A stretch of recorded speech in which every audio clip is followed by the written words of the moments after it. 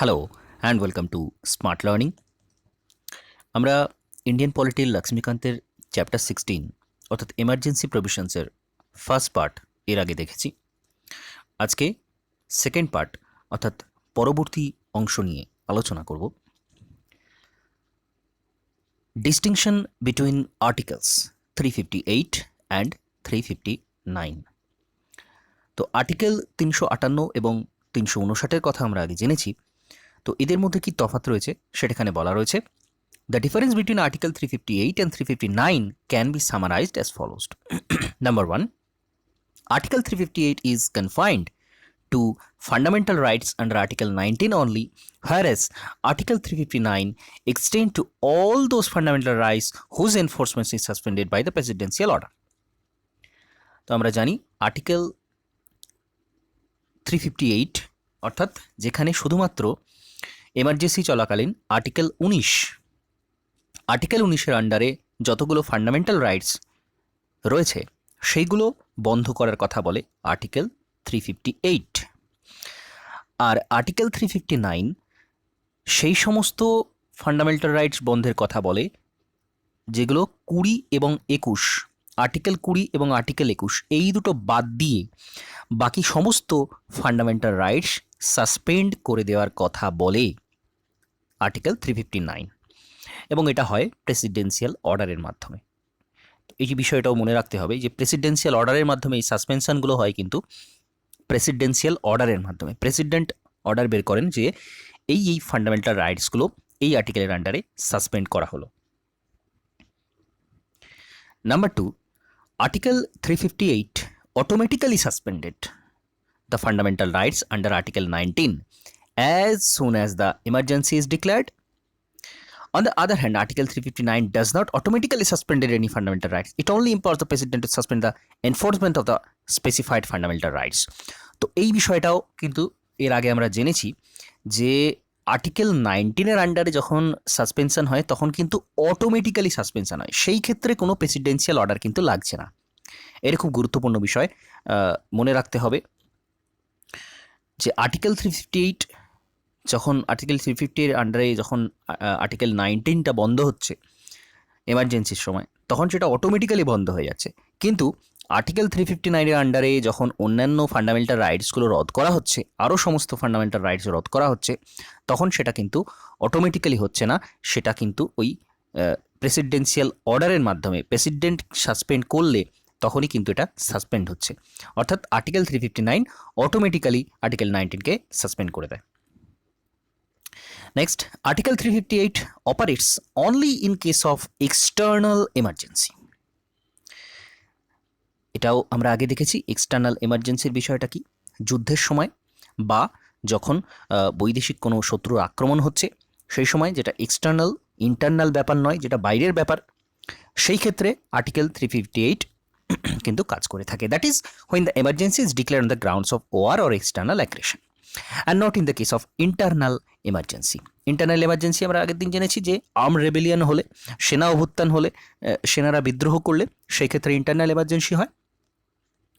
তো সেই ক্ষেত্রে কিন্তু আর্টিকেল 358 কাজ করছে না। Article 359 on the other hand operates in case of both external emergency as well as internal emergency. এই বিষয়টা কিন্তু খুব গুরুত্বপূর্ণ মনে রাখতে হবে যে আর্টিকেল 359 ইন্টারনাল এমার্জেন্সির ক্ষেত্রেও হয়, আবার এক্সটার্নাল এমার্জেন্সির ক্ষেত্রেও হয়, কিন্তু আর্টিকেল 358 কিন্তু শুধুমাত্র এক্সটার্নাল এমার্জেন্সির ক্ষেত্রেই হচ্ছে, ইন্টারনাল এমার্জেন্সির ক্ষেত্রে এখানে কিন্তু আর্টিকেল 358-এর কোনো কাজ নেই। এই বিষয়টা মনে রাখতে হবে। Next, article 358 সাসপেন্ডস fundamental rights under Article 19 for the entire duration of emergency, while Article 359 suspend the enforcement of fundamental rights for a period specified by the President, which may either be entire duration of emergency or a short period. অর্থাৎ article 358 article 19কে বন্ধ করে দেয় যতদিন emergency চলবে ততদিন, কারণ এটা automatically হচ্ছে। আর্টিকেল 358 অটোমেটিক্যালি সাসপেন্ড করছে আর্টিকেল 19কে, এবং সেটা অটোমেটিক্যালি বন্ধ থাকছে এমার্জেন্সি যতদিন চলছে। আবার এমার্জেন্সি বন্ধ হয়ে যাচ্ছে, আর্টিকেল 19ও কিন্তু আবার চালু হয়ে যাচ্ছে। এইবার আর্টিকেল 359 যখন এনফোর্স হচ্ছে তখন প্রেসিডেন্ট অর্ডার বের করছেন, এবং তিনি এরকম করতে পারেন যে একটা ডেট স্থির করে দিলেন যে আজ থেকে 1 মাস 2 মাস 3 মাস 6 মাস 5 মাস, যেটা তার ইচ্ছা হলো, যে এতদিন পর্যন্ত আর্টিকেল 359টা অনুযায়ী ফান্ডামেন্টাল রাইটসগুলো বন্ধ করা হলো। অথবা তিনি বলতে পারেন যে পুরো যতদিন চলবে এমার্জেন্সি ততদিনই বন্ধ করা হলো। তো এইটা কিন্তু ওপেন থাকছে প্রেসিডেন্টের হাতে যে তিনি কতদিনের জন্য আর্টিকেল 359 অনুযায়ী এমার্জেন্সি পিরিয়ডের ওই ফান্ডামেন্টাল রাইটসগুলো রদ করছেন। তো এটা খুব গুরুত্বপূর্ণ বিষয়। Next, article 358 extends to the entire country, whereas Article 359 may extend to the entire country or a part of it. এখানেও সেই একই ব্যাপার যে আর্টিকেল 358 সারা দেশে লাগু হচ্ছে, কিন্তু আর্টিকেল 359 সারা দেশেও লাগু হতে পারে অথবা একটা নির্দিষ্ট পার্টেও লাগু হতে পারে। তো এই বিষয়টা আমরা মনে রাখবো কী করে? এটা এই বিষয়টা শুধু মনে রাখলেই হবে যে 358 অটোমেটিক্যালি লাগু হচ্ছে, সেই জন্য, কারণ এটাকে আলাদা করে কোনো নোটিফাই করার জায়গা নেই যে ওই জায়গাতে লাগু হলো, ওই জায়গাতে হলো না, এতদিন হলো না, এখানে কোনো বলার কিছু ব্যাপারই নেই, পুরোটাই অটোমেটিক্যালি হচ্ছে আর্টিকেল 350 অনুযায়ী। অটোমেটিক্যালি যেহেতু হচ্ছে সেজন্য এর কোনো ডেট ফিক্সড করা যাচ্ছে না, কবে থেকে থাকবে, কোথায় থাকবে, কতদিন পর্যন্ত থাকবে, কোন এলাকাতে হবে, কোন এলাকাতে হবে না, স্থির করা যায় না, কারণ অটোমেটিক্যালি হচ্ছে, কোনো সেখানে অর্ডার বের করার ব্যাপার নেই, কোনো নোটিফিকেশনের ব্যাপার নেই, কিচ্ছু নেই। সুতরাং এখানে উল্লেখ করার জায়গা নেই যে এটা কতদিন হবে। কিন্তু যেহেতু আর্টিকেল 359 এটা একটা প্রেসিডেন্সিয়াল অর্ডার বের করছেন, সেটা একটা নোটিফাই করছেন, একটা নোটিশ বের করছেন, সেখানে কিন্তু লেখা থাকার জায়গা রয়েছে যে এটা এতদিনের জন্য লাগু হচ্ছে, এটা শুধুমাত্র এই জায়গার উপর লাগু হচ্ছে, অথবা পুরো জায়গার উপর লাগু হচ্ছে, অথবা সম্পূর্ণ এমার্জেন্সি। তো এই বিষয়টা এইভাবে মনে রাখা যেতে পারে যে এই দুটোর মধ্যে এই তফাৎ রয়েছে। Article 358 suspends Article 19 completely, while Article 359 does not empower the suspension or the enforcement of Article 20 and 21. যদিও এটা সরাসরি পার্থক্যের মধ্যে পড়ে না যে আর্টিকেল 358 আর্টিকেল 19কে পুরো বন্ধ করে দেয়, কিন্তু আর্টিকেল 359 সমস্ত ফান্ডামেন্টাল রাইটসকে বন্ধ করে, কিন্তু 20 আর 21কে বন্ধ করতে পারে না। এটা কখনোই বন্ধ হয় না, কারণ মানুষের হাত থেকে কখনোই বেঁচে থাকার অধিকারটা ছিনিয়ে নেওয়া যায় না। তো স্বাভাবিক এটা ওই সময়েও এটা বন্ধ হয় না। Article 358 enables the state to make any law or take any executive action inconsistent with fundamental rights under Article 39, while Article 58 enables the state to make any law or take any executive action inconsistent with the fundamental rights whose enforcement is suspended by the presidential order.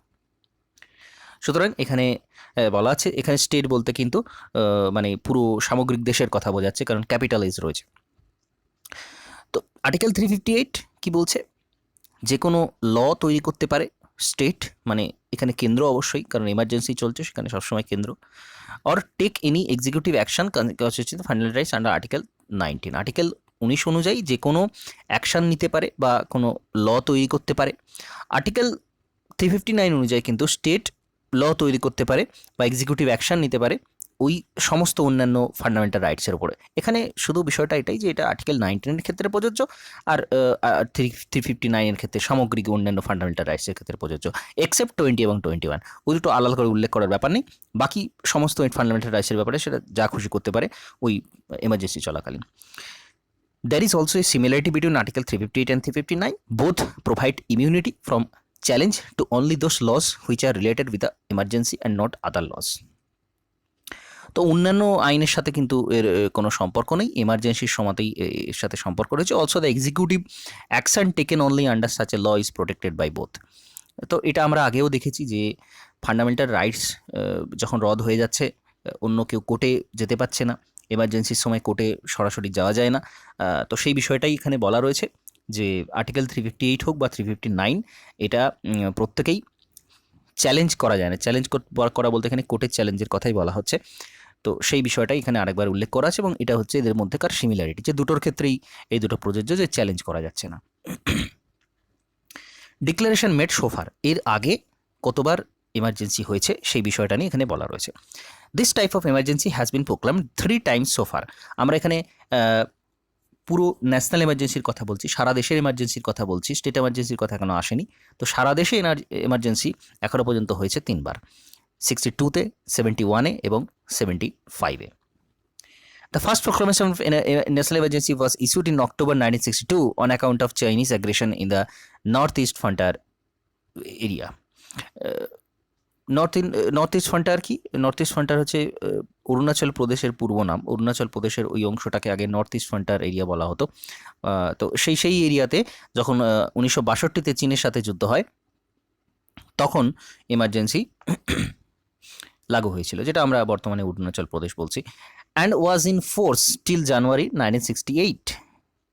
তাহলে এমার্জেন্সিটা দীর্ঘদিন স্থায়ী হয়েছিল, আমরা দেখতে পাচ্ছি 62-তে emergency ডাকা হচ্ছে এবং সেখানে স্থায়ী হচ্ছে সেটা কত, 68 পর্যন্ত। Hence a fresh proclamation was not need at the time of war against Pakistan in 1965।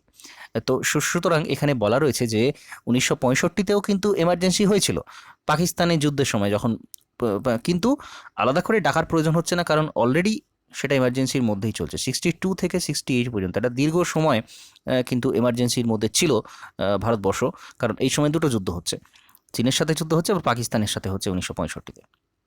Second proclamation of national emergency was made in December 1971 in the wake of attack by Pakistan. তো 71-এর যুদ্ধ সকলেই জানে, ইস্ট পাকিস্তান ছিল, বাংলাদেশের পূর্ব নাম ইস্ট পাকিস্তান। তো তার মুক্তিযুদ্ধে ভারত সাহায্য করেছিল। সেই সময় যে যুদ্ধ হয়েছিল সেটাকেই বলা হচ্ছে, সেই যুদ্ধের সময়তেও কিন্তু এমার্জেন্সি ডিক্লেয়ার করা হয়েছিল। Even when this emergency was operation, A third proclamation of national emergency was made in June 1975। Both the second and third proclamation was revoked in March 1977। তো এই এমার্জেন্সি চলাকালীন আবারও একটা এমার্জেন্সি হয় 1975-এ, যেটা আমরা এর আগের দিনই জেনেছি। এই সময় ইন্দিরা গান্ধী সরকার তখন ছিল, সেই সময় এমার্জেন্সি ডাকা হয় এবং এটা ডাকা হয়েছিল ইন্টারনাল ডিস্টারবেন্সের কারণে। পরবর্তী সময় ইন্টারনাল ডিস্টারবেন্সটা শব্দটা সরিয়ে দেওয়া হয় সংবিধান থেকে এবং সেখানে তার জায়গায় আর্ম রেবিলিয়ন কথাটা নিয়ে আসা হয় 44তম সংবিধান সংশোধনীতে। যাই হোক, সেখানে সেটা স্থায়ী হয়েছিল মার্চ 1977 পর্যন্ত। The first two proclamation 1962-71 was made on the ground of external aggression, while third proclamation was made on the ground of internal disturbance. তো ইন্টারনাল ডিস্টারবেন্সের কথা এখানে বলা রয়েছে, কেন হয়েছিল 1962-71-এ, এক্সটার্নাল অ্যাগ্রেশন যুদ্ধের জন্য এবং ইন্টারনাল ডিস্টারবেন্সের জন্য 1975-এ। That is, certain process have been inciting the police and armed forces against the discharge of their duties and their normal functioning. তো এই বিষয়ে তখন কিন্তু এইগুলো থাকাটা স্বাভাবিক, পুলিশ, আর্ম ফোর্সেস, এইসব বিষয়গুলো। The emergency declare in 1975 internal emergency prove to be the most controversial ছিল, আমি আগেই বলেছি এটা। দেওয়ার widespread criticism of the misuse of emergency power. তো এই সময় মিস ইউজ হয়েছিল এমার্জেন্সি পাওয়ারের। In the election held in Lok Sabha in 1977, after the emergency, the Congress party led by Indira Gandhi lost and the Janata Party come to power. এটা খুব গুরুত্বপূর্ণ যে এই কন্ট্রোভার্সিটা এতটাই ওয়াইড স্প্রেড হয়েছিল, এতটাই ছড়িয়ে পড়েছিল যে কংগ্রেস সরকার কিন্তু প্রথমবারের জন্য সংখ্যাগরিষ্ঠতা হারায়, সরকার থেকে তাদের সরকার গঠন করতেই পারেনি সেই বছরে ইলেকশনে। তখন কিন্তু জনতা পার্টি সরকারে আসে। This government appointed the Shah commission to investigate the circumstances that warranted the declaration of emergency 1975। তো শাহ কমিশন এখানে একটা গুরুত্বপূর্ণ কমিশনের কথা আমরা জানতে পাচ্ছি, শাহ কমিশন। এছাড়াও কিন্তু এই জনতা পার্টি এসে মন্ডল কমিশনও বসিয়েছিল। তো মন্ডল কমিশন, যেটা ব্যাকওয়ার্ড ক্লাসের রিজার্ভেশনের জন্য মন্ডল কমিশন, যাই হোক সেটাও খুব গুরুত্বপূর্ণ একটা কমিশন। কিন্তু আরেকটা এখানে গুরুত্বপূর্ণ কমিশন আসছে, সেটা হচ্ছে Shah commission, to investigate the circumstances that warranted the declaration of the emergency in 1975। তো ওই 1975-এ যে এমার্জেন্সি ডিক্লেয়ার হয়েছিল সেই বিষয়ে ইনভেস্টিগেট করার জন্য শাহ কমিশন বসানো। The commission did not justify the declaration of the emergency, justify করতে পারেনি। Hence the 44th amendment act was enacted 1978 to introduce A number of সেফগার্ডস against the misuse of emergency provision. তো এই commission এর যে report, তার ভিত্তিতে দেখা যাচ্ছে 44তম অ্যামেন্ডমেন্ট আনা হচ্ছে 1978-এ, যাতে করে আর নতুন করে খুব সহজে এমার্জেন্সি ডেকে না দেওয়া যায়। এরপরে আমরা দেখেছি এমার্জেন্সি করার বহু নিয়ম পরিবর্তিত হয়েছে এবং সেটা করাটা অনেক বেশি কঠিন হয়ে গেছে। তো তারপরে এই জন্য কিন্তু আমরা দেখতে পাচ্ছি আর কিন্তু এমার্জেন্সি ডাকা হয়নি, এখনও পর্যন্ত সেই 75-ই শেষ ন্যাশনাল এমার্জেন্সি ডাকা হয়েছিল। আচ্ছা, এরপর খুব গুরুত্বপূর্ণ প্রেসিডেন্ট রুল, যেটাকে আমরা স্টেট এমার্জেন্সি বলছি, কনস্টিটিউশনাল এমার্জেন্সি বলছি, সেই জিনিসটা এরপর রয়েছে। গ্রাউন্ড অফ ইম্পোজিশন, কখন এটা ইম্পোজ করা যায়, কখন এই এমার্জেন্সিটা ডাকা যায়, বা স্টেট এমার্জেন্সিটা কখন ডাকা যায়, রাজ্যে এমার্জেন্সিটা কখন ডাকা যায়। Article 355 imposes a duty on the center to ensure that the government of every state is carried on in accordance with the province of the constitution. Article 355-তে বলা হচ্ছে সেন্টার এটা হচ্ছে সেন্টারের ডিউটি যে প্রত্যেকটা রাজ্যে যেন সংবিধান অনুযায়ী সেই রাজ্যটা, সেই গভর্নমেন্টটা চলে।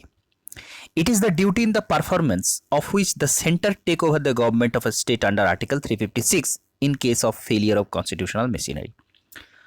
তো এখানেই বিষয়টা যে 356 অনুযায়ী তো স্টেট এমার্জেন্সি ডাকা হয়, তো সেই অনুযায়ী সেন্টারের হাতে কিন্তু সেই জন্য স্টেট এর পাওয়ারটা চলে আসে, স্টেটের পুরো পাওয়ারটাই চলে যায় সেন্টারের হাতে চলে আসে, কিন্তু যখন এই স্টেটের কনস্টিটিউশনাল মেশিনারি যখন আর কাজ করে না।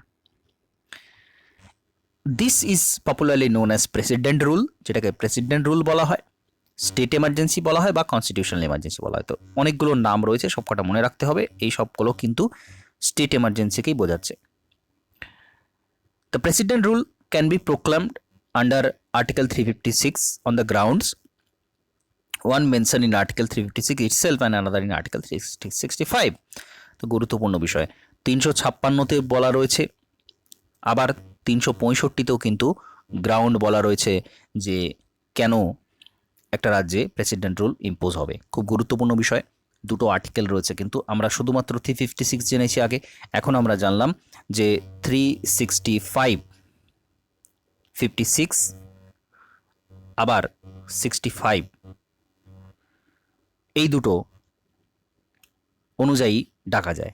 কি বলা হচ্ছে এখানে? Number 1, Article 356 empower the President to issue a proclamation if he is satisfied that a situation has arisen in which the government of state cannot be carried out in accordance with the provisions of the Constitution. Notably, the President can act either on a report of the governor or the state or otherwise too, that is even without the governor's report. খুব গুরুত্বপূর্ণ বিষয়, সেটা হচ্ছে প্রেসিডেন্টের হাতে পাওয়ার আছে state emergency ডাকার। প্রোক্লামেশনটা কি করছেন? এখানেও কিন্তু প্রেসিডেন্ট করছেন, গভর্নর নয়। তিনি এমার্জেন্সি ডাকছেন কি করে? কনস্টিটিউশন মেশিনারি মানে সংবিধান অনুযায়ী রাজ্যটা চলতে পারছে না, কনস্টিটিউশনাল মেশিনারি ফেলিয়ার হচ্ছে, সেটা তিনি কি করে বুঝছেন? হয় গভর্নর তাকে বলছেন, লিখে পাঠাচ্ছেন সেই রাজ্যের গভর্নর, অথবা প্রেসিডেন্ট নিজে থেকেই কিন্তু এইটা করতে পারেন।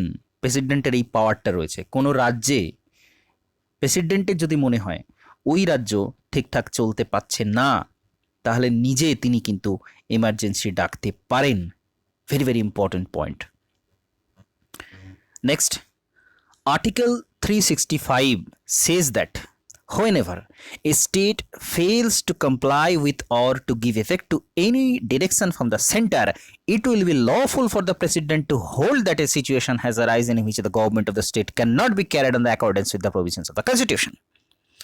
Very very important point. Article 365 বলছে যখন সেন্টারের সাথে স্টেট কোঅপারেশন করছে না, fails to comply with or give effect to any direction from the center, centre যা ডিরেকশন দিচ্ছে স্টেট সেটা শুনছে না, স্টেট সেটা মানছে না, এইখানে কিন্তু প্রেসিডেন্ট, এই সিচুয়েশন যদি আসে, প্রেসিডেন্ট কিন্তু স্টেটে এমার্জেন্সি ডাকতে পারেন। খুব গুরুত্বপূর্ণ পয়েন্ট। স্টেটে কনস্টিটিউশনাল মেশিনারি ফেল হলো, সংবিধান অনুযায়ী স্টেট চলতে পারছে না, তখন প্রেসিডেন্ট ডাকতে পারছেন গভর্নরের লিখিত অনুরোধে, অথবা প্রেসিডেন্ট নিজেই ডাকতে পারছেন। আবার 365 অনুযায়ী যদি সেন্টারের কথা শুনে না চলে স্টেট, সেখানেও প্রেসিডেন্টের পাওয়ার আছে স্টেট এমার্জেন্সি ডাকার। খুব গুরুত্বপূর্ণ point.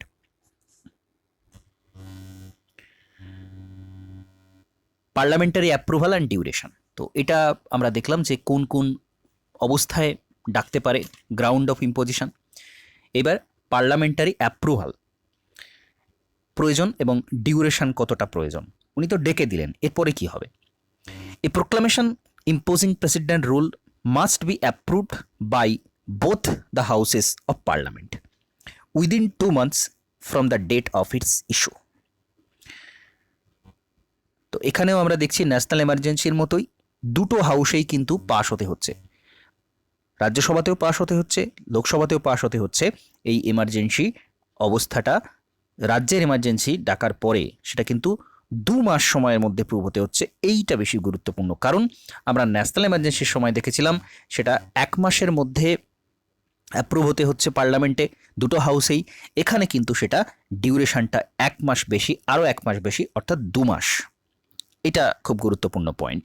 However, if the proclamation of the president rules is issued at a time when the Lok Sabha has been dissolved, or the dissolution of the Lok Sabha takes place during the period of 2 months without approving the proclamation, then the proclamation survives until 30 days from the first sitting of the Lok Sabha after its reconstruction, provided the Rajya Sabha approves in the meantime.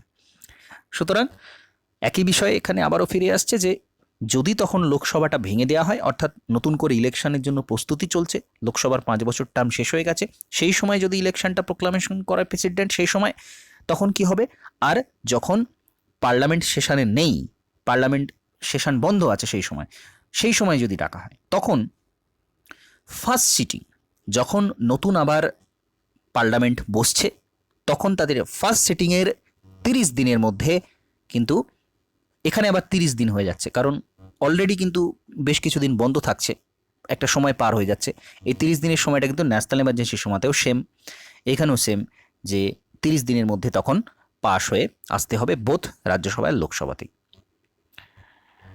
If approved by both the houses of parliament, the president rule continues for 6 months. যদি পার্লামেন্টের দুটো হাউসে পাশ হয়ে যায়, তাহলে president rule 6 মাসের জন্য continue হবে। গুরুত্বপূর্ণ বিষয়, ন্যাশনাল এমার্জেন্সির সাথে similar. It can B extended for a minimum period of 3 years. এইখানে গুরুত্বপূর্ণ পয়েন্টটা রয়েছে, 3 বছরের জন্য কিন্তু ম্যাক্সিমাম একটা রাজ্যে স্টেট এমার্জেন্সি থাকতে পারে। 3 বছর, 3 বছরের বেশি কিন্তু কোনো রাজ্যে স্টেট এমার্জেন্সি থাকতে পারে না। মনে রাখতে হবে, ন্যাশনাল এমার্জেন্সি কিন্তু কোনো স্পেসিফাইড পিরিয়ড নেই। যতদিন ইচ্ছা, যতদিন মনে হবে যে পরিস্থিতি স্বাভাবিক হয়নি, যদি এক্সটার্নাল অ্যাগ্রেশন হয়, যুদ্ধ থামেনি, যুদ্ধ চলছে বা যুদ্ধের এফেক্ট চলছে সব কিছু, তাহলে কিন্তু সেটা অনির্দিষ্টকালের জন্য 3 বছর 5 বছর যতদিন ইচ্ছা চলবে। আমরা এর আগেই দেখেছি 62 থেকে 68 পর্যন্ত চলেছিল, আবার ওখানে 71, 75 পরে 77, তো এটা কোনো ইনডিফিনাইট পিরিয়ড রয়েছে, স্পেসিফাইড পিরিয়ড নেই। কিন্তু একটা রাজ্যে স্টেট এমার্জেন্সি চলতে পারে ম্যাক্সিমাম 3 বছর পর্যন্ত, with the approval of the parliament every 6 months. তো 6 মাস ছাড়া যদি আবার পার্লামেন্ট অ্যাপ্রুভ করে দেয়, তখন এটা চলতে পারে 3 বছর। However, if the dissolution of Lok Sabha takes place during the period of 6 months without approving the further continuation of the president rule, then the proclamation survives until 30 days from the first sitting of Lok Sabha after its reconstruction, provided Rajya Sabha has been maintained maintain approve its continuous. তো এখানেও সে একই ব্যাপার, যদি এক্সটেনশনের সময়তেও যখন approval হচ্ছিল, সেই সময়তেও যখন যদি পার্লামেন্ট সেশনে না থাকে, সেক্ষেত্রেও 30 দিন। আবার এই যখন রিনিউ করা হচ্ছে এটা, তখন যদি সেশনে না থাকে, তখনও কিন্তু এই 30 দিনের পরেই আবার 30 দিনের মধ্যে সেটাকে পাস হতে হচ্ছে কন্টিনিউশন করার জন্য। Every resolution approving the proclamation of president rule or its continuation can be passed by either house of the parliament only by a simple majority, that is majority of member of the houses present and voting. এইখানে গুরুত্বপূর্ণ বিষয়টা রয়েছে, approving the proclamation or it's continuation.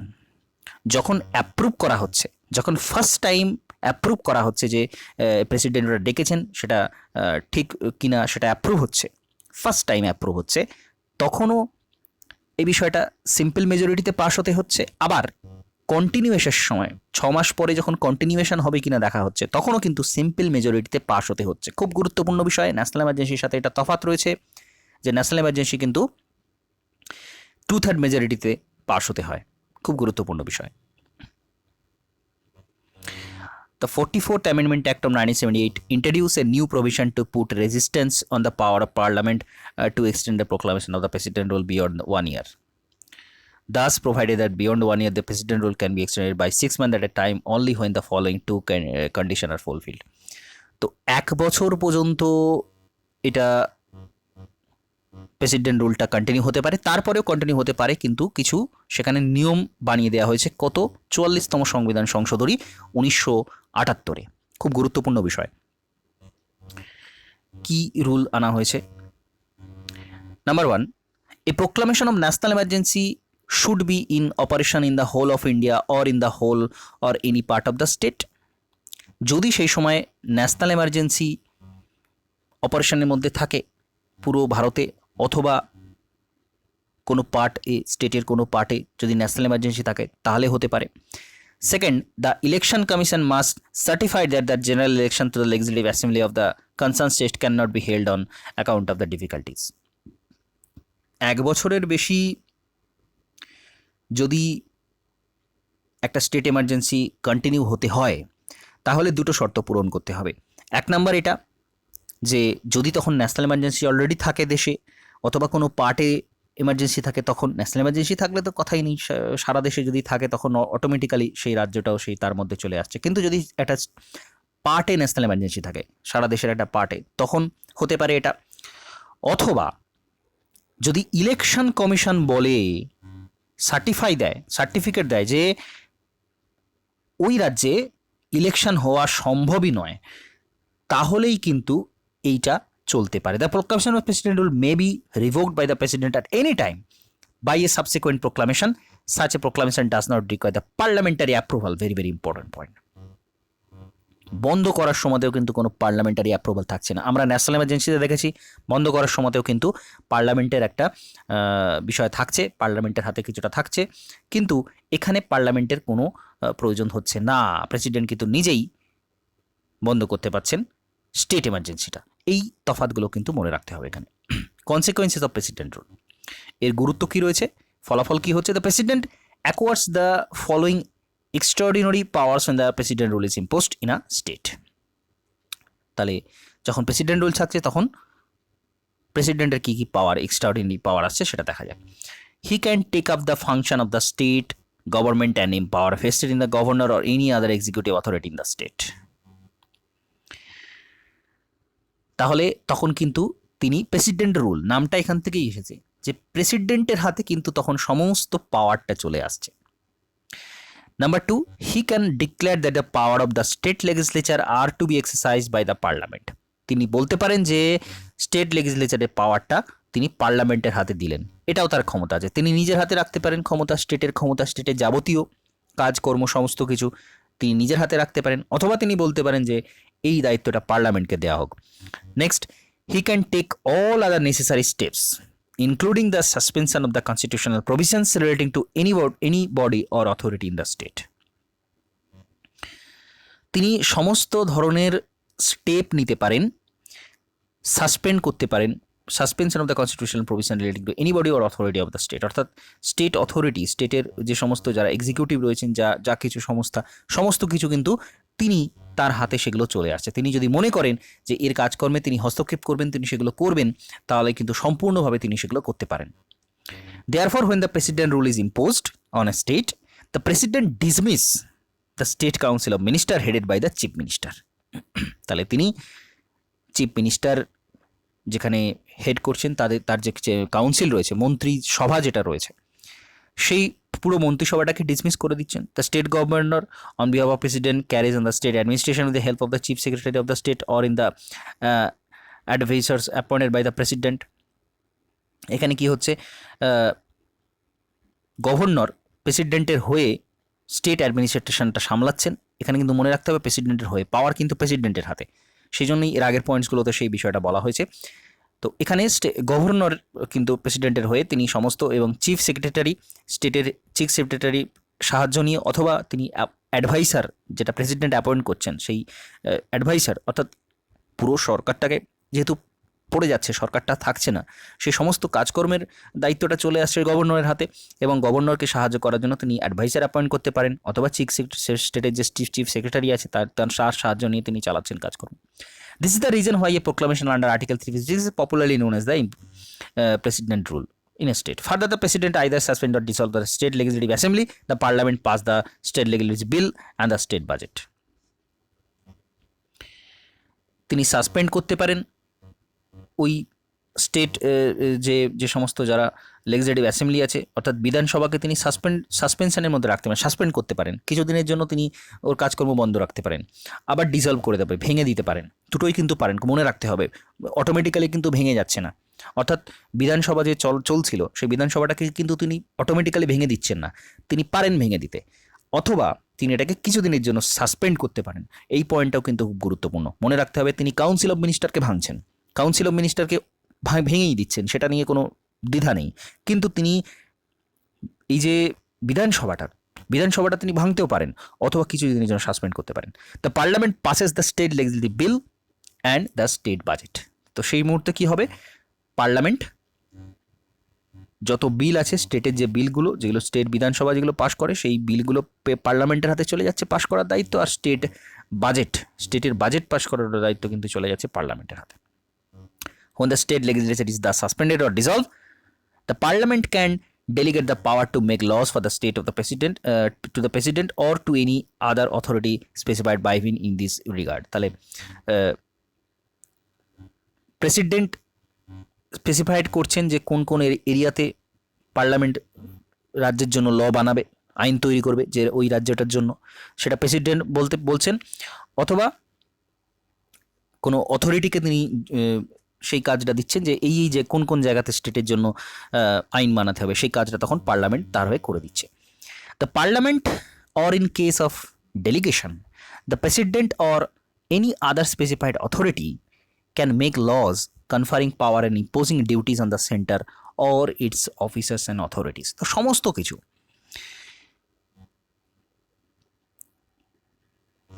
ল তারা বানাচ্ছে, parliament অথবা president অথবা ওই specified authority যাকে নিযুক্ত করা হচ্ছে ল তৈরি করার জন্য, সেইটা পাওয়ারটা পুরো এদের ওপর ল তারা তৈরি করতে পারে, কাদের ওপর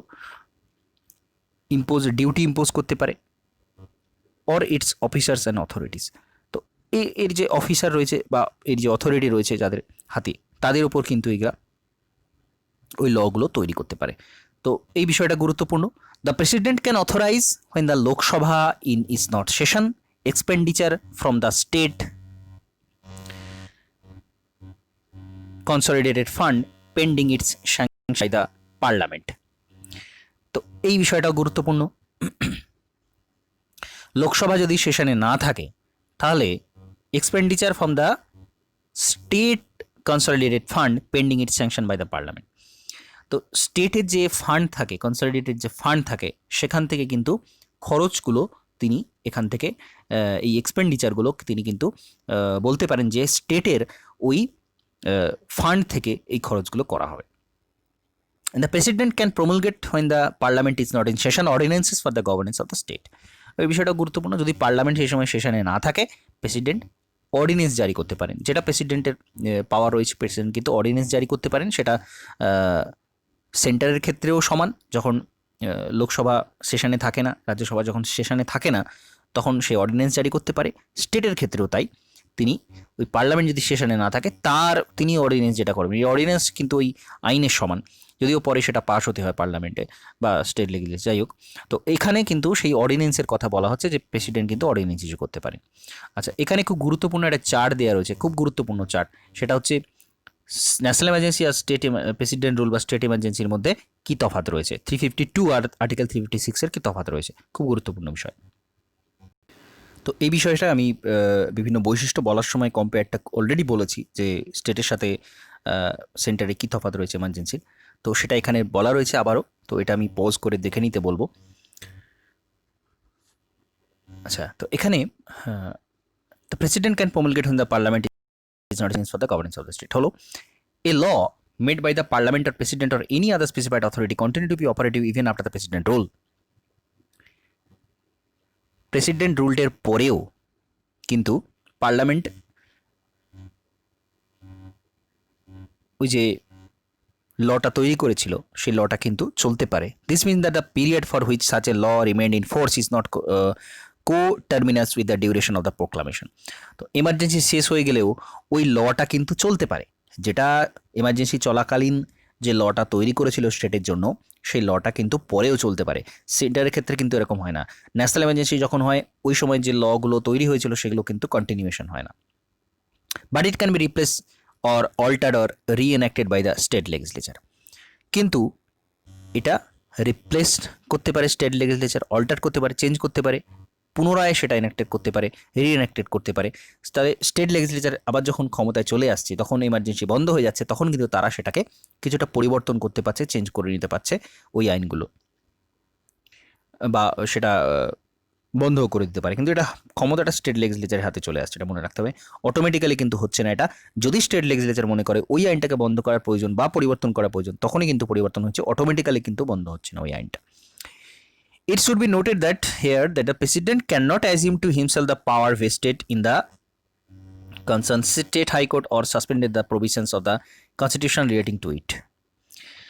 তাহলে প্রেসিডেন্ট কিন্তু নিজে বলতে পারছেন না ওই ওই স্টেটের যে হাইকোর্ট রয়েছে, তাই সেই ক্ষমতাটা কিন্তু প্রেসিডেন্টের হাতে চলে আসছে না, অর্থাৎ হাইকোর্ট কিন্তু নিজের মতো কাজ করছে। In other word, the constitutional position, status, power, function of the concerned state high court remain same even during the president rule. এটা খুব গুরুত্বপূর্ণ বিষয় যে তিনি রাজ্যের বিধানসভা ভেঙে দিতে পারেন, সাসপেন্ড করতে পারেন, সমস্ত ক্ষমতা তার হাতে চলে আসতে পারে, কিন্তু জুডিশিয়ারির ক্ষমতা, বিচার ক্ষমতা, হাইকোর্টের ক্ষমতা, সেটা কিন্তু বজায় থাকছে স্বস্থানে নিজের মতো, সেটার ওপর প্রেসিডেন্টের কোনো এফেক্ট থাকছে না। এই জন্য আমরা বলি জুডিশিয়ারি কিন্তু এক্সিকিউটিভের থেকে সম্পূর্ণ আলাদা, জুডিশিয়ারি একটা সম্পূর্ণ স্বাধীন বিষয়।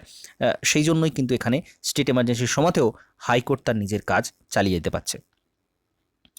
ইউজ অফ আর্টিকেল 356, আর্টিকেল 356 কীভাবে কোথায় কোথায় ইউজ হয়েছে সেই ইতিহাসটা এখানে বলা রয়েছে, আমরা একটু দেখে নেব। Since 1950 the president rule has been imposed more than 100 occasion. 100রও বেশি সময় ধরে স্টেট এমার্জেন্সি হয়েছে বিভিন্ন ক্ষেত্রে, that is in the average twice a year. অর্থাৎ যদি পুরো ইতিহাসটা আমরা বলি, তাহলে বলা যায় যে মোটামুটি এক বছরে দুবার করে স্টেট এমার্জেন্সি হয়েই থাকে, প্রতি বছর গড়ে দুটো করে স্টেট এমার্জেন্সি কোথাও না কোথাও হয়ে থাকে। Further on a number of occasion the president rule has been imposed in the arbitrary manner of the political or personal reasons, hence article 356 has become the most controversial and most criticized provision of the constitution. তো অনেক সময় যেহেতু এখানে বলা রয়েছে যে president নিজেই ডেকে দিতে পারে স্টেট এমার্জেন্সি, বা গভর্নর চিঠি লিখলে, গভর্নর যদি বলে, নোটিফাই করে যে প্রেসিডেন্টকে বলে এমার্জেন্সি ডাকতে, তো প্রেসিডেন্ট ডেকে দিতে পারে, টাকাটা খুব সহজ। সেই জন্য এই 356, আর্টিকেল 356, এই বিষয়টা কিন্তু খুব controversial. For the first time the president rules was imposed in Punjab in 1951। Very very important information, খুব গুরুত্বপূর্ণ। 1951 সালে ফার্স্ট টাইম পাঞ্জাবে প্রথমবার প্রেসিডেন্ট রুল ইম্পোজ হয়, প্রথম স্টেট এমার্জেন্সি ডাকা হচ্ছে পাঞ্জাবে। ভেরি ভেরি ইম্পর্টেন্ট পয়েন্ট, 1951-এ। By now almost all the states have been brought under the president rule once or twice or more. বর্তমান সময় পর্যন্ত কোনো না কোনো সময় কোনো না কোনো স্টেট এমার্জেন্সি তে ছিলই। সমস্ত স্টেটে ইমার্জেন্সি কখনো না কখনো ডাকা হয়েছে, একবার, দুবার, তিনবার বা তারও বেশি ডাকা হয়েছে। Details in this regard in the given table 16.2 at the end of this chapter. তো এটা কিন্তু শেষে একটা চার্ট দেওয়া আছে, কোথায় কতবার ইমার্জেন্সি ডাকা হয়েছে, সেই চার্টটা দেওয়া আছে। When the general election were held on the Lok Sabha in 1977, after the internal emergency, the ruling Congress party lost and the Janata Party come to power, the new government headed by Morarji Desai imposed president rule in the 9 state. খুব গুরুত্বপূর্ণ বিষয়। যখন 1977-এ এমার্জেন্সির পর প্রথমবার Congress party হারছে এবং মোরারজি দেশাইয়ের নেতৃত্বে জনতা party আসছে, তখন সেখানে দেখা যাচ্ছে 9টা রাজ্যে একসাথে প্রেসিডেন্ট রুল ডাকা হচ্ছে। হয়তো কংগ্রেস পার্টি ওয়াজ ইন পাওয়ার, যেখানে কংগ্রেস পার্টি পাওয়ারে রয়েছে সেইখানে ওই এমার্জেন্সিটা রাখা হচ্ছে, on the ground that the assemblies in those states no longer represented the wishes of the electorate. কেন ডাকা হচ্ছে? সেখানে বলা হচ্ছে যে যারা ভোট দিয়ে ওই সরকারকে এনেছিল রাজ্যগুলোতে, তাদের বিশ্বাস উঠে গেছে, তাদের আর বিশ্বাস নেই। এই ভিত্তিতে এমার্জেন্সি ডাকা হচ্ছে। When the Congress party returned to power in 1980, it did the same in 9 states on the same ground. তো বিষয়টা খুব ইন্টারেস্টিং, হাস্যকর। একই ঘটনা ঘটছে 1980-তে যখন কংগ্রেস পার্টি আবার পাওয়ারে আসছে। আমরা এই বিষয়টা ওই 5 ইয়ার প্ল্যানেও দেখেছি যে জনতা পার্টি এসে রোলিং প্ল্যান চালু করেছিল। 1980-তে আবার কংগ্রেস চলে আসে, আবার তারপর ষষ্ঠ পঞ্চবার্ষিকী পরিকল্পনাটা শুরু হচ্ছে 1980 থেকে। তো পুরো এই বিষয়টা এটার সাথে রিলেট করে মনে রাখা যেতে পারে যে কংগ্রেস পার্টি কিন্তু এসে আবার 9টা রাজ্যে যেখানে জনতা পার্টি সরকার ছিল সেখানে একই গ্রাউন্ডে স্টেট এমার্জেন্সি ডাকছে। In 1992, President rule is imposed in 3 BJP rule state: Madhya Pradesh, Himachal Pradesh and Rajasthan. BJP যখন রুল করতো 92-তে এই স্টেটগুলোতে, তখন সেখানে প্রেসিডেন্ট রুল লাগিয়ে দেওয়া হয় by the Congress party on the ground that they are not implementing sincerely the ban impose by the center on religious organizations. Center এই সময় রিলিজিয়াস অর্গানাইজেশন গুলো বন্ধ করতে বা তারা যে ডাইরেকশন দিয়েছিল সেই অনুযায়ী চলতে বলেছিল, কিন্তু চলেনি স্টেট। এটা কিন্তু আগেই বলা রয়েছে যে এই গ্রাউন্ডেও কিন্তু প্রেসিডেন্ট রুল ডাকা যেতে পারে, যে সেন্টারের কথা স্টেট শুনছে না। তো এখানেও সেই একই গ্রাউন্ড এনে এমার্জেন্সি ডাকা হয়েছিল। It is a landmark judgment of Bommai case. এখানে একটা জাজমেন্ট আছে, খুব গুরুত্বপূর্ণ জাজমেন্ট, বোমাই কেস 1994। সেখানে বলা হচ্ছে the supreme court upheld the validity of this proclamation on the ground that secularism is a basic feature of the constitution, but the court did not uphold the validity of the imposition of the president rule in Nagaland in 1988, Karnataka in 89 and Meghalaya in 91। তো বোমাই case এখানে এই ভিত্তিতে এখানে বলা রয়েছে যে basic features, আমাদের secularism যে একটা বেসিক ফিচার, সেটা কিন্তু বোমাই কেসে বেরিয়ে আসছে, উঠে আসছে। আমরা জানি বেসিক ফিচার্স এর কথা সংবিধানে বলা নেই, এটা 1973-এ এসেছিল কেশবানন্দ ভারতী মামলার পরে। আবার এই বোমাই কেসে সেকুলারিজম যে একটা বেসিক স্ট্রাকচার বিভিন্ন সময় বিভিন্ন মামলাতে আমরা জানতে পেরেছি যে এইটা হচ্ছে বেসিক স্ট্রাকচার। এখনও পর্যন্ত কোথাও স্পেসিফাইড করা নেই যে কি কোনটা বা লিস্ট দেওয়া নেই এই বিষয়, কিন্তু আমরা মামলাতে বিভিন্ন জানতে পাচ্ছি যে এটা বেসিক স্ট্রাকচার। সেরকম সেকুলারিজম যে বেসিক স্ট্রাকচার সেটা জানা গেছিল বোমাই কেসে 1994-এ, এর সাথে সম্পর্কিত একটা বিষয়। সেই জন্য এখানে বলা রয়েছে, এখানে এই নাগাল্যান্ড, কর্ণাটক, মেঘালয়তে এই সালে যে প্রেসিডেন্ট রুল ডাকা হয়েছিল সেই সম্বন্ধে প্রশ্ন তোলা হয়েছিল। Doctor B.R.. Ambedkar, while replaying the critics of this provision of the Constitution, absolutely hope that the drastic power conferred by Article 368 would remain a dead letter and would be used only as a measures of last resort। তো এইটা সম্বন্ধে তিনি বলেছেন, যেটা B.R.. Ambedkar, সেখানে বলা হচ্ছে এটাকে ডেড লেটার হিসেবে দেখা উচিত এবং এটা একেবারে শেষ পর্যায়ে ডাকতে হবে, যে যখন আর কিছু কাজ হচ্ছে না সেই তখন এইটা ডাকতে হবে। তিনি কি বলছেন, the intervention of the centre must be deemed to be barred because that would be an invasion on the sovereign authority of the province, that is state. That is a fundamental proposition which we must accept by reason of the fact that we have a federal constitution. That being so, if the center is to interfere in the administration of provincial affairs, it must be under some obligation which the constitution imposes upon center. The proper things we ought to expect is such article will never be called into operation, that they would remain a dead letter. If at all they are brought into operation, I hope the president who is empowered with the power will take proper precautions before actually suspending the administration of the provinces. তো এই বিষয়টা কিন্তু উঠে এসেছিল যে এই misuse হতে পারে, 356-এর মিসইউজ হতে পারে, ক্রিটিক করা হয়েছিল এটাকে একেবারে সেই সংবিধান তৈরি হওয়ার সময়তেই। তখন বি.আর. আম্বেদকর বলছেন যে এটা একেবারে শেষ পর্যায়ে ডাকতে হবে, এবং যদি দেখা যায় যে সেন্টার কোনো রকম নিজের প্রভুত্ব করার জন্য এমার্জেন্সি ডাকছে স্টেটে, তখন সেখানে এগিয়ে আসতে হবে প্রেসিডেন্টকে। প্রেসিডেন্ট তিনি এসে ঠিক করে দেবেন যে স্টেট ওটা ঠিক করছে না ভুল করছে, সেটা প্রেসিডেন্টের হাতে কিন্তু ছেড়ে দিচ্ছেন। যেহেতু প্রেসিডেন্টকে একজন অ্যাপলিটিক্যাল ব্যক্তিত্ব বলা হয়, অর্থাৎ তিনি কোনো রাজনৈতিক ব্যক্তিত্ব নয়, সেটা ধরে নেওয়া হয় প্রেসিডেন্টকে বা বলা হয়। তো সেক্ষেত্রে প্রেসিডেন্টের ভূমিকার কথা তিনি তুলে ধরেছিলেন, যদিও বিষয়টা এরকম হওয়াটা একটা বাস্তবসম্মত ব্যাপার নয়, কারণ প্রেসিডেন্টও কিন্তু মূলত ওই গভর্নমেন্টের সাথেই যুক্ত থাকেন বলতে মানে সরাসরি নয় বা হাতে কলমে নয়, কিন্তু বিষয়টা সেরকমই। তো তার জন্য কি হয়, এই বিষয়টা কিন্তু হতে থাকে। তো এই জন্য বিভিন্ন ক্রিটিসিজম রয়েছে, যদিও সেইগুলো ইনফরমেটিভ পরীক্ষাতে আসে না, কিন্তু বিষয়টা খুব interesting. However, the subsequent events show that what has hoped to be a dead letter of the Constitution has turned to be a deadly weapon against a number of state government and legislative assemblies. In this context, H.V. Kamnath, a member of the Constitution and Constitutional Assembly, commented a decade ago, Dr. Ambedkar is dead and the article is very much alive.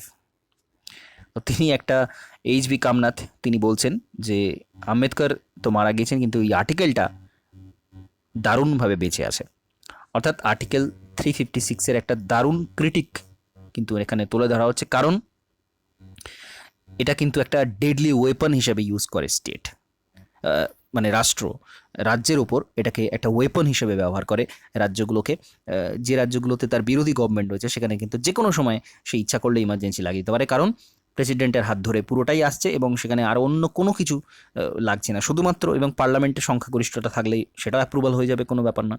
তো সুতরাং এর misuse বারবার হয়ে এসেছে এবং এখনও হচ্ছে, এই বিষয়টা কিন্তু তুলে ধরা হচ্ছে।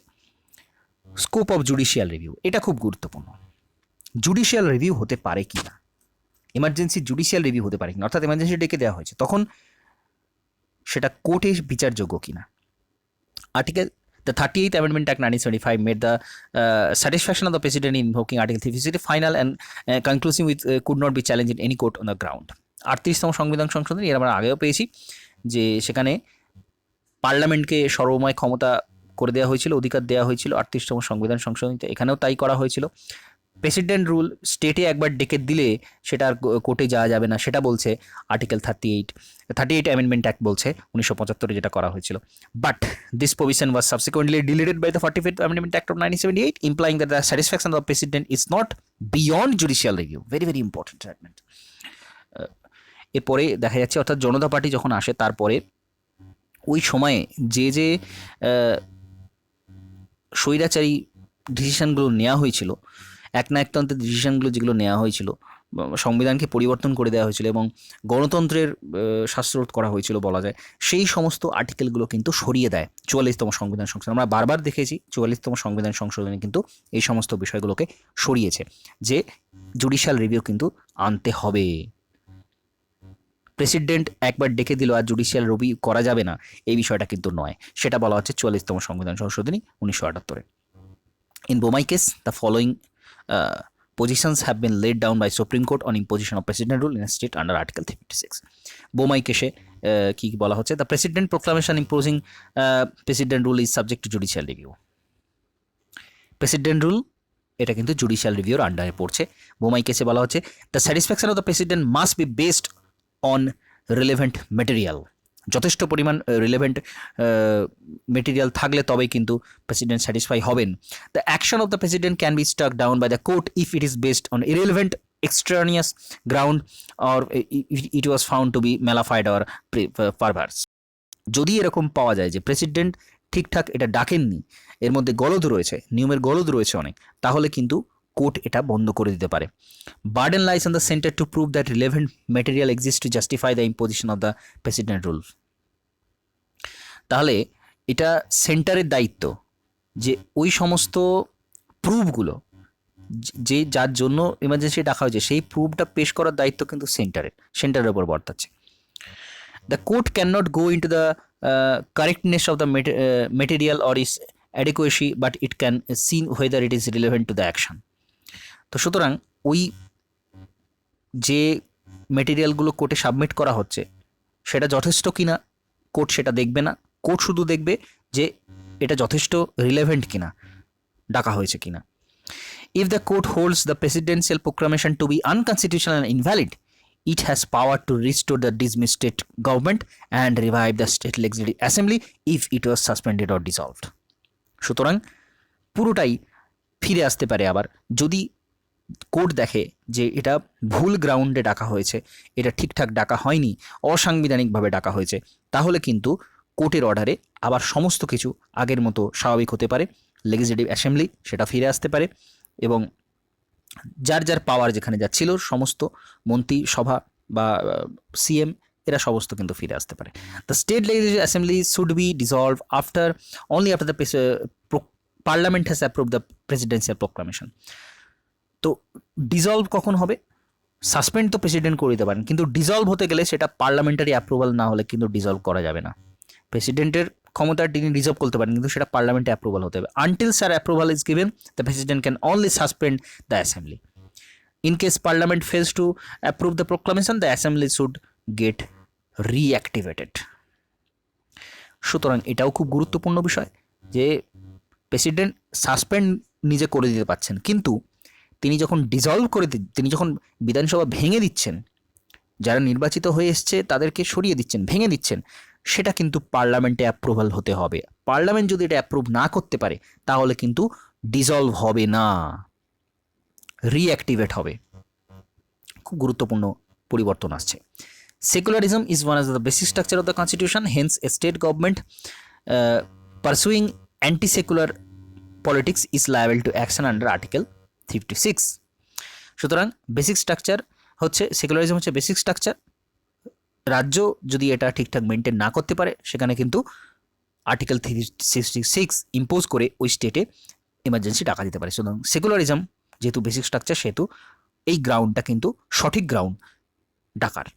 এটা কিন্তু ওই বোমাই কেস, যেহেতু বোমাই কেসের কথা হচ্ছে এতগুলো প্রভিশন, সেই জন্য বোমাই সঠিক গুরুত্বপূর্ণ ডিসিশনটা এখানে বলা হচ্ছে।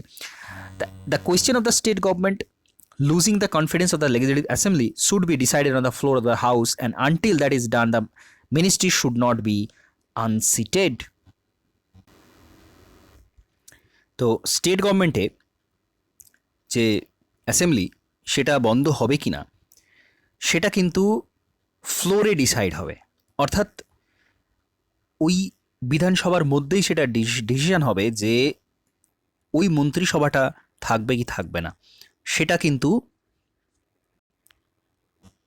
যদি না হয় তাহলে ওই মিনিস্ট্রিটাকেও কিন্তু বন্ধ করা যাচ্ছে না, অর্থাৎ মন্ত্রিসভাটা যেটা প্রেসিডেন্ট বন্ধ করে দিতে পারতেন খুব সহজে, সেটাতেও ক্ষেত্রেও কিন্তু একটা বাধা এখানে তুলে ধরা হচ্ছে যে সেটা কিন্তু হবে না যদি না ওই ফ্লোরে অর্থাৎ ভোটাভুটি মাধ্যমে ঠিক হয় যে মন্ত্রিসভাটা ভেঙে দেওয়া হচ্ছে। এটাও খুব গুরুত্বপূর্ণ বিষয়। Where a new political party assume power at the center, it will not have the authority to dismiss ministries formed by other parties in the states. সুতরাং নতুন পলিটিক্যাল পার্টি যখন সেন্টারে আসছে তখন তাদের কিন্তু ক্ষমতা থাকছে না অন্য পার্টির যে স্টেট রয়েছে সেটাকে ভেঙে দেওয়া, সেই মিনিস্ট্রিটাকে ভেঙে দেওয়া। তো এই গুরুত্বপূর্ণ ডিসিশনগুলো এসেছে কারণই হচ্ছে ওই বারবার এটাকে মিসইউজ করা হয়েছে, বারবার বিভিন্ন ক্ষেত্রে কোনো গ্রাউন্ড না থাকা সত্ত্বেও ভেঙে দেওয়া হয়েছে। তো এই রেস্ট্রিকশানগুলো কিন্তু ইম্পোজ করা হচ্ছে এই জন্যই। The power under article 356 is an exceptional power and should be used only occasionally to meet the requirement of special situation. সেই স্পেশাল সিচুয়েশনটা মিট করার জন্য এটা করা হয়েছে। সুতরাং সেই স্পেশাল সিচুয়েশন যতক্ষণ না আসছে সেটা কিন্তু ইম্পোজ করা যায় না। সুতরাং এই রেস্ট্রিকশানগুলো খুব গুরুত্বপূর্ণ, যেগুলো কিন্তু বোমাই কেসে তুলে ধরা হচ্ছে এবং খুব গুরুত্বপূর্ণ বিষয় এগুলো। Causes of proper and improper use. তো প্রপার ইমপ্রপার কোনগুলোর? Base on the report of Sarkaria commission on centre state relation 1988, আবারও একটা গুরুত্বপূর্ণ কমিশন, সরকারিয়া কমিশন, খুব গুরুত্বপূর্ণ। সেন্টার স্টেট রিলেশন বিচার করার জন্য কিন্তু 1988 এই কমিশন তৈরি করা হয়। Supreme court in Bommai case enlisted the situations হয় the exercise of power under article 356 could be proper or improper. তো সেটাও কিন্তু বোমাই কেসেই বলা হচ্ছে। তো সুতরাং বোমাই কেসটা অত্যন্ত গুরুত্বপূর্ণ হয়ে যাচ্ছে। Imposition of president rule in a state would be proper in the following situation. President rule proper কখন?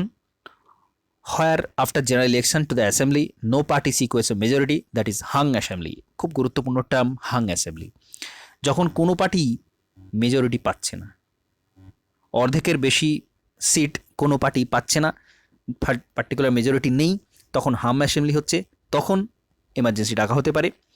Where the party having a majority in assembly declines to form a ministry and the governor cannot find a coalition ministry commanding a majority in the assembly. সুতরাং এটাও কিন্তু অত্যন্ত গুরুত্বপূর্ণ যে যখন কোনো party মেজরিটিতে নেই অথবা কোয়ালিশন গভর্নমেন্টও তৈরি হচ্ছে না, অর্থাৎ সম্মিলিতভাবে বিভিন্ন পার্টি সম্মিলিতভাবে কোনো গভর্নমেন্ট তৈরি করতে পারছে না, তখন এটা হতে পারে। Where a ministry resigns after the defeat in the assembly and no other party is willing to able to form a ministry commanding a majority in the assembly. সুতরাং বিধানসভাতে যদি মিনিস্ট্রি রিজাইন করে, মন্ত্রিসভা যদি রিজাইন করে এবং অন্য কোনো পার্টিও মন্ত্রিসভা তৈরি করতে পারছে না, সেই সময় এটা হতে পারে। হয় the constitutional direction of the central government is disregarded by the state government. সেই বিষয়টা আবারও আসছে যে সেন্ট্রাল গভর্নমেন্টের কোনো ডিরেকশন, সেন্ট্রাল গভর্নমেন্টের কোনো নির্দেশ যদি স্টেট গভর্নমেন্ট না মানে। Internal subversion, where for example a government is deliberately acting against the constitution and the law or is formatting a violent revolt. যদি সংবিধান অনুযায়ী রাজ্য না চলে অথবা কোনো বিদ্রোহ, ভায়োলেন্স কোনো বিদ্রোহ যদি এখানে হয়, তখন এটা ঠিকঠাক ইম্পোজ করা যেতে পারে। Physical breakdown where the government wilfully refuses to discharge our constitutional obligations endangering the security of the state. স্টেটের সিকিউরিটিকে যদি থ্রেট চলে আসে, কনস্টিটিউশনাল অব্লিগেশন যদি আসে, তখন কিন্তু এটা হতে পারে। The imposition of president rule in a state would be improper under the following situation. এগুলো প্রপার গ্রাউন্ড বলা হলো, এবার ইমপ্রপার গ্রাউন্ড কোনটা সেটা বলা হচ্ছে। Where a ministry resigns or dismiss on losing majority support in the assembly and the governor recommend imposition of president rule without probing the possibility of forming an alternative ministry. যখন ministry resign হচ্ছে বা dismiss হচ্ছে majority support না পাওয়ার জন্য, এবং governor recommend করছে president রুলের জন্য যে অল্টারনেটিভ মিনিস্ট্রিকে না ডেকেই গভর্নর যদি প্রেসিডেন্ট কাছে সরাসরি যান, অর্থাৎ গভর্নর প্রথমে দেখবেন ওই পার্টি মেজরিটি পাচ্ছে কিনা, যদি না পায় তখন নেক্সট অন্য পার্টিকে ডাকবে, যদি না ডেকে প্রেসিডেন্টের কাছে সোজা চলে যায়, তখন কিন্তু এটা ঠিকঠাক গ্রাউন্ড নয়। Where the government make his own assessment of the support of a ministry in the assembly and recommend imposition of president rule without allowing the ministry to prove its majority on the floor of the assembly. যখন governor নিজে থেকেই কোনো মিনিস্ট্রিকে choose করছেন, নিজে থেকেই কোনো দলকে choose করছেন যে এই দলটা মেজরিটিতে পাবে, এই দলটা আসবে, তখন সেটা ইমপ্রপার গ্রাউন্ড।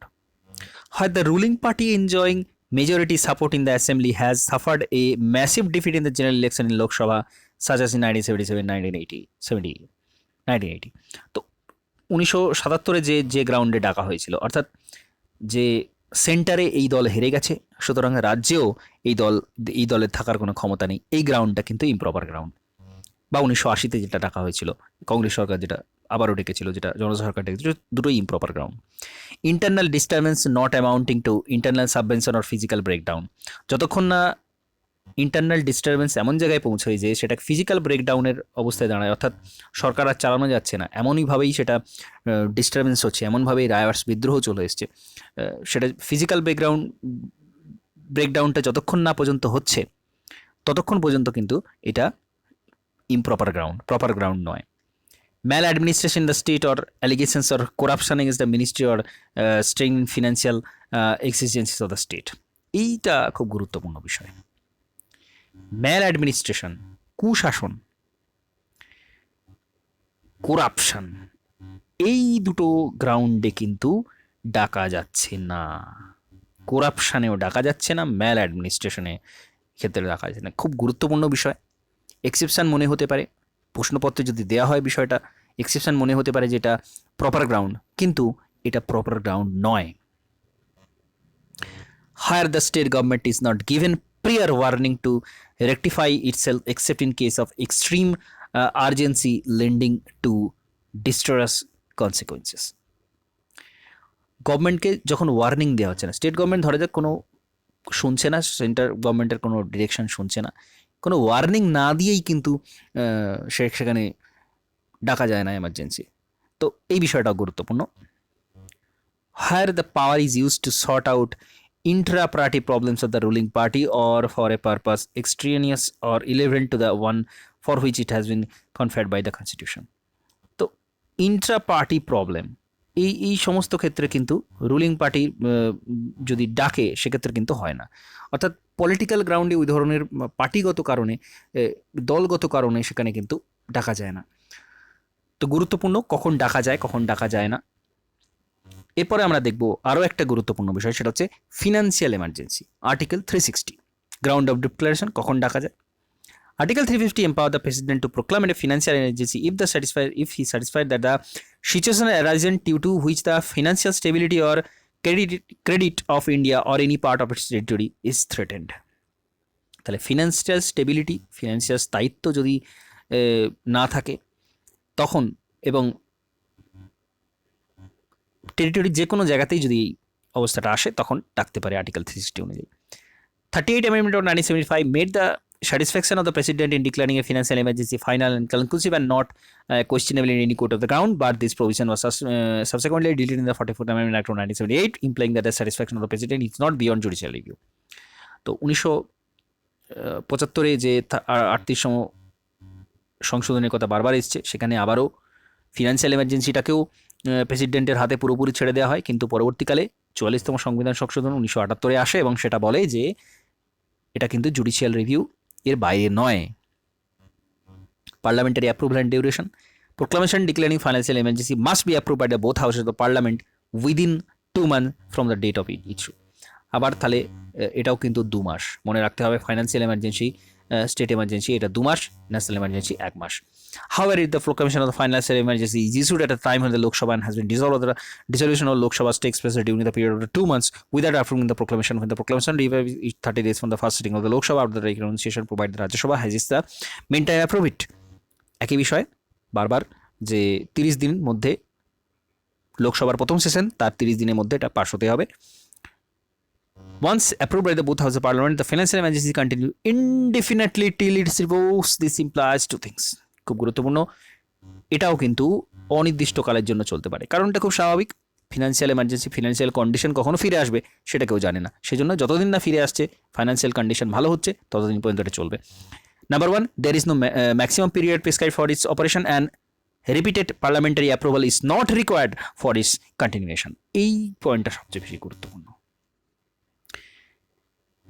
পার্লামেন্টারি অ্যাপ্রুভাল লাগছে না, একবার ইম্পোজ হয়ে গেল, পার্লামেন্টারি অ্যাপ্রুভাল লাগছে না।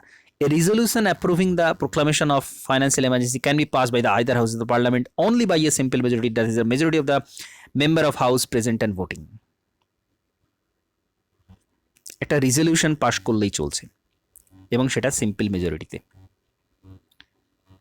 যে এটা চলবে, শুধুমাত্র রিজলিউশনের মাধ্যমে কিন্তু হয়ে যাচ্ছে। অ্যাপ্রুভালের কিন্তু অন্য প্রয়োজন হচ্ছে না, ভোটাভুটির প্রয়োজন হচ্ছে না, এখানে শুধুমাত্র একটা সিম্পল মেজরিটি লাগছে, একটা রেজলিউশন পাস হচ্ছে, কন্টিনিউ হয়ে যাচ্ছে।